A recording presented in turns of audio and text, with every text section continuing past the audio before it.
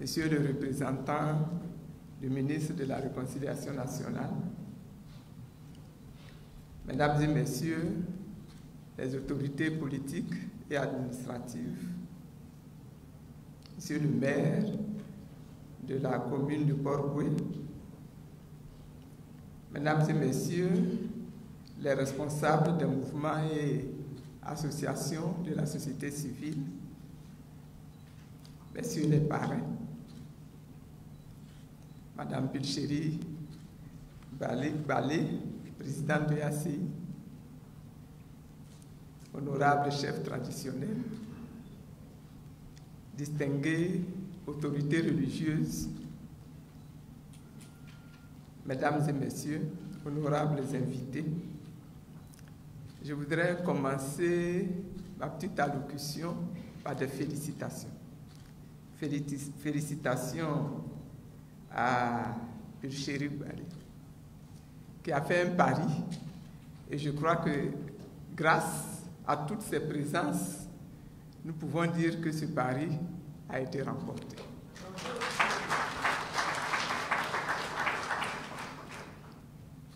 Félicitations pour cette initiative, félicitations pour cette chance que vous donnez à la nation ivoirienne tout entière de relancer le processus de réconciliation nationale. La réconciliation demeure. Je me suis mis à passer au monsieur qui imitait ma voix tout à l'heure. La réconciliation demeure un sujet d'actualité. En effet, les crises militaro-politiques qui ont secoué notre pays ont effectivement déchiré le tissu social ivoirien. Et malheureusement, aujourd'hui encore, les plaies béantes de ces épreuves-là subsistent encore. Nous avons encore, beaucoup l'ont dit avant moi, nous avons encore des victimes de sévices corporels et moraux qui continuent d'emporter les séquelles quelquefois visibles, quelquefois encore invisibles. Les parents des populations massacrées, souvent sur la base de leur appartenance ethnique, appartenance politique, attendent toujours explication et réparation. Les bourreaux, beaucoup de bourreaux, se sont appropriés les biens confisqués à leurs victimes. Ce sont des plantations, ce sont des forêts, ce sont des maisons. Et ces bourreaux-là continuent de narguer les victimes au vu et au su de tout le monde. Aujourd'hui encore, un climat d'insécurité, quelquefois même de terreur, est entretenu dans certains villages par des immigrants qui détiennent des armes de guerre, aujourd'hui encore. Aujourd'hui encore, plusieurs fils du pays sont toujours en exil. Ceux d'entre eux qui sont rentrés se rendent par exemple compte que rien n'est mis en œuvre pour la bonne réinsertion, leur propre réinsertion, et quelquefois la réinsertion de leurs enfants dans les écoles ivoiriennes. Nombreux sont nos frères militaires qui continuent de croupir en prison du fait de la crise post-électorale de 2010 ou qui sont encore bloqués dans les pays où ils se sont réfugiés et qui ne savent pas comment revenir dans leur pays. Je voudrais m'arrêter à ces 6 exemples car la liste des plaies béantes est longue et continuer de les égrener nous prendrait peut-être même toute la journée ou bien même toute l'année que vous nous avez proposée. Nous le savons tous, plusieurs initiatives ont été prises par les gouvernants successifs pour réconcilier les Ivoiriens et instaurer un climat de paix dans le pays. Mais force est de reconnaître que ces initiatives-là ont rapidement montré leurs limites. La société ivoirienne est toujours divisée. Les ressentiments demeurent vifs. La méfiance entre les citoyens est toujours de mise. Toutes choses qui ont fait dire à Monseigneur Simeon Awana, alors président de la CONARIV, lors de la cérémonie organisée pour la remise du rapport de sa structure, et je cite, « Le malaise est profond. Les poches de division demeurent. Les cœurs sont encore chargés de rancœur, de frustration, d'amertume et d'esprit de vengeance. » Fin de citation. Nous devons donc tout mettre en œuvre pour triompher de cette situation, afin de reconstruire la nation ivoirienne. Je voudrais encore vous féliciter pour l'initiative qui nous réunit ce matin. Je vous remercie de m'avoir associé à cette cérémonie de lancement du programme inclusif de la réconciliation nationale. Cette question de la réconciliation m'intéresse et me préoccupe au plus haut point. Durant mes longues années de détention, je me suis beaucoup interrogé sur la question de la réconciliation. J'ai pris le temps de l'étudier sous toutes ses formes, sur toutes ses facettes. J'ai sondé les Écritures. Je me suis laissé entraîner dans un processus de guérison intérieure. Je me suis intéressé aux exemples réussis de réconciliation dans le monde. À ma sortie de prison, j'ai longuement échangé avec des acteurs. Vous avez l'intention d'ailleurs de faire un déplacement dans ces pays-là. Des acteurs qui ont conduit ce processus au Rwanda et en Afrique du Sud. J'ai abordé la question de la réconciliation avec plusieurs populations qui sont venues me visiter après ma sortie de prison. Et aujourd'hui, je crois être prête à m'impliquer fortement dans la question de la conduite victorieuse de la réconciliation, car je m'en suis forgé une vision claire. Ce matin, je voudrais juste dire 5 choses qui me semblent principales. Premièrement, la réconciliation est un processus et peut être un long processus. Il faut y travailler sérieusement et courageusement sur des années. Le Rwanda a mis au bas mot une dizaine d'années pour réussir la réconciliation entre ces populations. Deuxième chose, le processus de réconciliation doit être impulsé par le gouvernement. Je répète, le processus de réconciliation doit être impulsé par le gouvernement.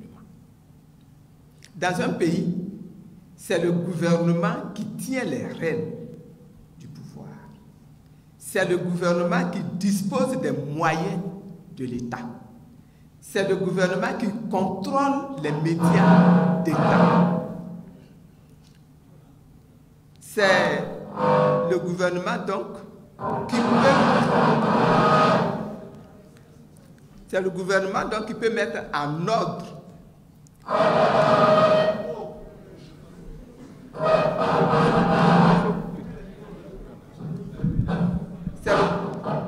c'est le gouvernement donc qui peut mettre en ordre de travail, d'action, une politique efficace de la réconciliation. C'est le gouvernement qui doit dresser la table de la réconciliation et y inviter sans exclusion toutes les forces vives de la nation. Il faut couper ce micro.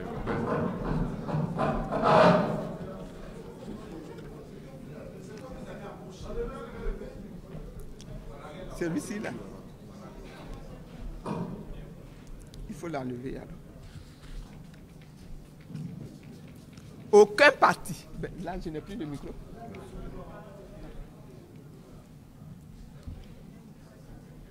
Aucun parti politique, aucune organisation politique, aucune organisation civile, aucune organisation religieuse ou confessionnelle ne pourra seule réussir à réconcilier ce pays, à réinstaller la paix entre les différentes ethnies de ce pays. La réconciliation doit être l'objet des plaidoyers. Il faut enlever celui-ci.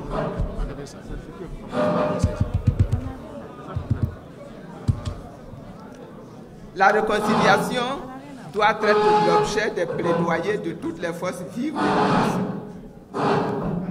Elle doit être abandonnée. Ah, donc ce n'est pas le micro. Hein.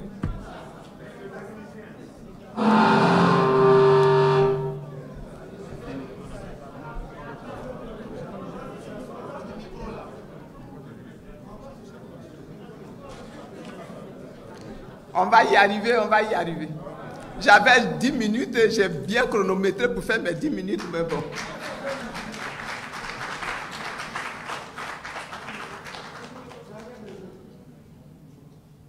La réconciliation, disais-je, doit être l'objet des plaidoyers de toutes les forces vives de la nation. Elle ne doit pas être abandonnée entre les mains de seuls hommes et femmes politiques. Elle doit être l'affaire de toutes les composantes de la nation. Chacun doit faire sa part. C'est pour ça qu'il faut surtout arriver à faire asseoir les groupes en conflit. Les fils et les filles de notre pays, les victimes et les bourreaux, pour qu'ils règlent leurs différends, acceptent de se pardonner mutuellement, acceptent de revivre ensemble.